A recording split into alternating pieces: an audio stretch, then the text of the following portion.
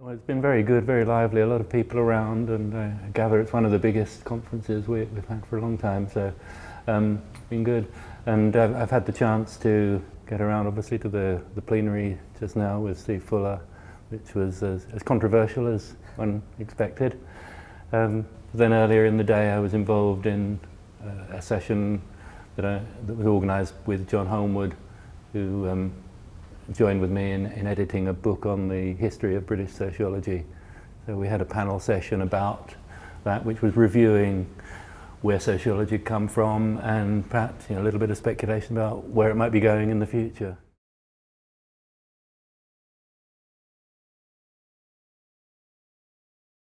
Well, one of the themes that we were exploring in the session and touched on in the book is the extent to which there is something distinctive called British sociology, a British sociological tradition.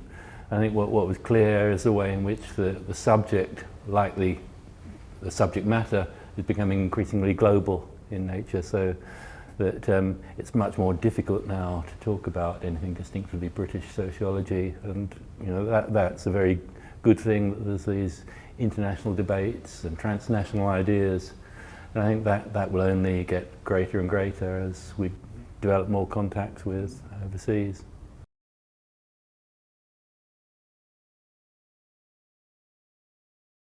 I think they're very important. That we live in a world where now we're in touch electronically very frequently, but as any sociologist will know, face-to-face contacts are extremely important, and you can't really develop a sense of community and identity with the discipline solely electronically. It is this annual coming together, and I think it's a chance to realise not only the great diversity of what's going on in sociology, but the things that bring us together, the common areas that behind all the various substantive areas that people are involved in, there are similar concerns about the nature of the social, the relation between the social and the material, the role of culture, and so on.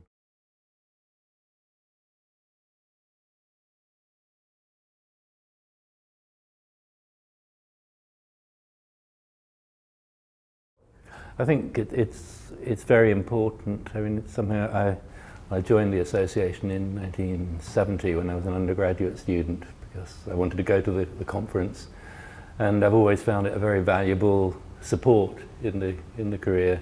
But I think it's an important aspect of how people identify with the subject itself, identifying yourself as a sociologist. And I think it is something that is quite difficult these days when the subject itself is becoming more divided into separate specialisms, that we need that kind of common element to pull us together. And I think increasingly people do face quite difficult decisions about do they belong to the BSA as a sociological group, or do they belong to a specialist association, and can they afford both, and so on. So it's quite a difficult time for many associations that we're kind of competing with one another for members. But it is, I think, an important aspect of our professional identity, and an important feature of what, in our session this morning, John Eldridge was talking about the craft of sociology, how you actually do sociology, being a sociologist.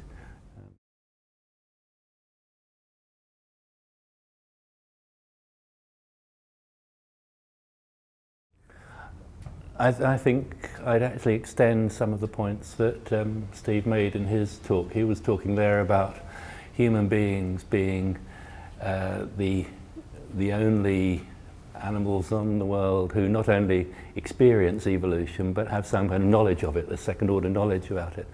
And I think I can apply the same kind of idea to sociology, that we're human beings live in society, we're part of society, but sociologists are the people who reflect upon that and understand that, and therefore have some possibility for influencing the direction of change and contributing to policy.